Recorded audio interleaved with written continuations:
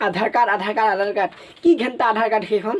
যিখন বনাবলৈ ইমান কষ্ট কৰি বনোৱাৰ পিছতো যেন নহয়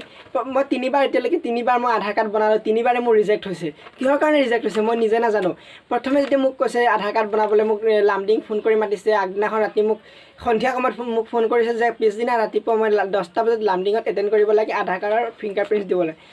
মই লগে লগে ট্ৰেইন ধৰি মই ডিমাপুৰত ৰাতি থাকি পিছদিনাখন ৰাতিপুৱা 10টা বজাত মই গৈ আধাৰ কেন্দ্ৰত উপস্থিত হৈছোঁ কিন্তু আধাৰ কাৰ্ড উপস্থিত হোৱাৰ পিছতো তেওঁলোকে কেইটা বজাত মোক আধাৰ কাৰ্ড বনাবলৈ দিছে ঠিক 2টা বজাত মোৰ আধাৰ কাৰ্ড হৈছে তেতিয়ালৈকে মই অফিচত লাইনত শাৰী পাতি আছিলোঁ কিন্তু তাৰপিছতো আধাৰ কাৰ্ডখন মোৰ ৰিজেক্ট হৈছে সেইখন তাৰপিছত সেইখন আছিলে মোৰ লামডিঙত প্ৰথম যিখন মই আধাৰ কাৰ্ড বনাবলৈ দিছিলোঁ লামডিঙত তাৰপিছত মই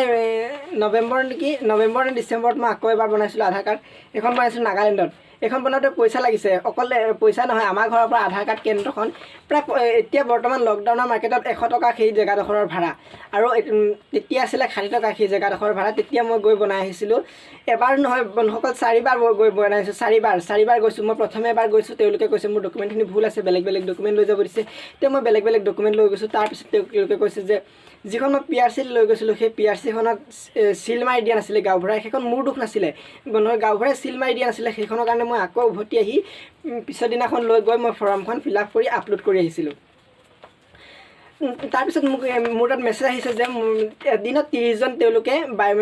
ফিংগাৰপ্ৰিণ্টছ লয় 30জনৰ ভিতৰত ৰাতিপুৱা যাব লাগিব মই গ'লোঁ 8টা বজাত গৈ উপস্থিতলৈ গৈ দেখিলোঁ কি মানুহৰ ইমানেই অসংখ্য ভিৰ ওপৰৰ মহলত বনাই আছিল আধাৰ কাৰ্ড তলৰ মহলৰ চিৰিলৈকে মানুহৰ ভিৰ মই লাইনত থিয় হৈ প্ৰায় 3 ঘণ্টামান লাইনত থিয় হোৱাৰ পিছত গৈ জেগাডোখৰ পালোঁ পোৱাৰ পিছত তেওঁলোকে কৈছে যে আজি আধাৰ কাৰ্ড নহ'ব তুমি কালিলৈ আহিবা কালি ৰাতিপুৱা আহিবা তেতিয়াহে আমি ল'ব পাৰিম আজি 30জন এপ্লাই হৈ গৈছে তাৰপিছত পিছদিনাখন ৰাতিপুৱা মই আকৌ গ'লোঁ ৰাতিপুৱা 4টা বজাত মই খোৱাৰ পৰা উঠি তাত গ'লোঁ মই 6টা বজাত তাত উপস্থিত হৈছোঁ তেতিয়া গৈ দেখিছোঁ মানুহৰ ভিৰ হৈ আছে মানে মানুহ আহিব ষ্টাৰ্ট কৰিছে তেতিয়া মই লাইনত খাৰা হৈ মই 10 নম্বৰত লাইনত পালোঁ 30জনৰ ভিতৰত মই 10 নম্বৰ পাই বায়'মেট্ৰিক চাপ দি আহিলোঁ তাতো গাড়ী ভাড়া আপোনালোকে বন্ধুসকল বুজি পাইছে 100 টকা যোৱা 100 টকা 60 টকা যোৱা 60 টকা আহা তেতিয়া আছিলে তেতিয়া কিমান টকা গৈছে এজন মানুহ দিনটো যদি তাত গৈ বহি থাকে কিমান কষ্ট হয় তাৰপিছতো মই গ'লোঁ যোৱাৰ পিছত মোৰ আধাৰ কাৰ্ড হ'ল ফিংগাৰপ্ৰিণ্টছ দিলে তাতো তেওঁলোকে 110 টকাকৈ লৈ গৈছে কিন্তু ডকুমেণ্টখিনি চব কৰোঁতে প্ৰায় 200 মান খৰচা হৈছে মোৰ আধাৰ কাৰ্ডত বনাবলৈ আৰু বাকী গাড়ী ভাড়াখিনি বাদেই দি তাৰপিছত আহোঁ বন্ধুসকল 3 নম্বৰ এইখন মই বনাইছিলোঁ আজি প্ৰায় 15 দিনমান আগত 15 দিনমান আগত আমাৰ গাঁৱতে আহিছিলে এইখন বনাবলৈ তেওঁলোকে বিচাৰিছে ডকুমেণ্ট হিচাপত মোৰ বাৰ্থ চাৰ্টিফিকেটখন আৰু বিচাৰিছে তেওঁলোকে এখন গাঁওবুঢ়াৰ PRC আমি যিখিনি ডকুমেণ্ট বিচাৰিছে সেই ডকুমেণ্টখিনি লৈ গৈছিলোঁ তেওঁলোকৰ ওচৰত আৰু নি ডকুমেণ্টখিনি দিছিলোঁ তেওঁলোকৰ হাতত তেওঁলোকে ডকুমেণ্টখিনি লোৱাৰ পিছত ফৰ্ম ফিল আপ কৰি বায়'মেট্ৰিক চাপ ল'লে আনকি আমাৰ ফিংগাৰপ্ৰিণ্টছ গোটেইখিনি লোৱাৰ পিছত তেওঁলোকে 310 টকাকৈ ল'লে মুঠতে প্ৰথমে 50 টকা লৈছিলে গাঁওবুঢ়া কাগজখনৰ কাৰণে গাঁওবুঢ়া তাতেই বহি আছিলে গাঁওবুঢ়া কাগজ দিবলৈ যাৰ প্ৰয়োজন হৈছে যাৰ গৈ লৈছে আৰু তাত লৈছে 260 টকা মুঠতে 310 টকাকৈ এজনৰ মানুহৰ তাত লৈছে আমাৰ ফেমিলি গোটেইখিনি মানুহে গৈ দি আহিছিলোঁ কেইদিনমান পিছত যেতিয়া মই তেওঁলোকৰ আধাৰৰ ৱেবছাইটত মই চেক কৰিছিলোঁ মোৰ এইখন দুখন যেতিয়া ৰিজেক্ট হ'ল তাৰপিছত মই 3 নম্বৰখন মই যেতিয়া চেক কৰাৰ পিছত দেখিলোঁ এইখন ৰিজেক্ট হৈছে বন্ধুসকল এতিয়া আপোনালোকক এই আধাৰ কাৰ্ডখনৰ কাৰণে কিমান কি কৰিব লাগিব যেতিয়া মই আকৌ ফোন কৰিছিলোঁ মই ইহঁতৰ অফিচত ফোন কৰিছিলোঁ তেতিয়া তেওঁলোকে কৈছে অফিচ যাবলৈ আকৌ ডকুমেণ্টখিনি মোৰ লৈ অফিচত যাবলৈ এতিয়া তেওঁলোকে ফ্ৰী কৰি দিব কিন্তু ভাবক এতিয়া আকৌ অফিচত যেতিয়া আমাৰ গাঁৱত আছিলে এতিয়া গাঁৱত গ'লে নহ'ব গাঁৱৰ পৰা তেওঁলোকে গুচি গ'ল অফিচত ধনশ্ৰীপাৰ বুলি কয় তাত অফিচত যাব লাগিব এতিয়া আমি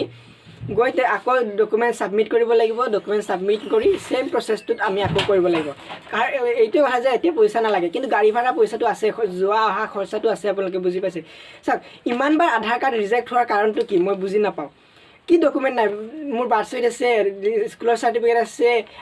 পেন কাৰ্ড আছে বেংকৰ পাছবুক আছে আনকি ভোটাৰ আইডিটো মোৰ নাম আহি গৈছে এতিয়া মই যিখিনি ডকুমেণ্ট ভোটাৰ আইডি আছিলোঁ সেই ভোটাৰ আইডিটো মোৰ নাম আহি গৈছে এতিয়া আইডিখন অহা নাই কিন্তু লিষ্টত নাম আহি গৈছে মোৰ তাৰপিছতো কিয় বাৰ এখন নহয় দুবাৰ নহয় 3বাৰ হোৱাৰ পিছলৈকে এতিয়ালৈকে ৰিজেক্ট হৈ আছে বন্ধুসকল বহুত খং হৈ আছে ভিডিঅ'টো বনোৱাৰ সময়ত মোৰ মাথা পূৰা গৰম হৈছে ভিডিঅ'টো যিমান পাৰে শ্বেয়াৰ কৰি দিয়ক আপোনালোকে চাওক ভিডিঅ' আৰু নিউজতো মই দেখি আছোঁ বহুতে কি কৰি আছে আধাৰ কাৰ্ড বনাবলৈ গৈ আধাৰ কেন্দ্ৰত ৰাতি 12টা বজাৰ পৰা লাইনত খাৰা হৈ আছে কিছুমানে দেখি আছোঁ ৰাতি 12টা বজাত এজন আইতা সেইদিনাখন কৈ আছে ৰাতি তেওঁলোকে 1টা বজাত আহিছে আহি বহি আছে আধাৰ কেন্দ্ৰত যে আধাৰ কাৰ্ড তেওঁলোকে বনাব এজন নহয় এই কৰোণা সময়ত মানে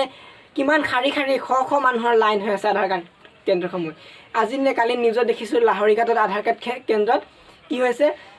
মানে আধাৰ কাৰ্ড যিখিনি মানুহে প্ৰথমে দিছিলে সেইখিনি মানুহৰ এতিয়ালৈকে অহা নাই আৰু যিখিনি মানুহে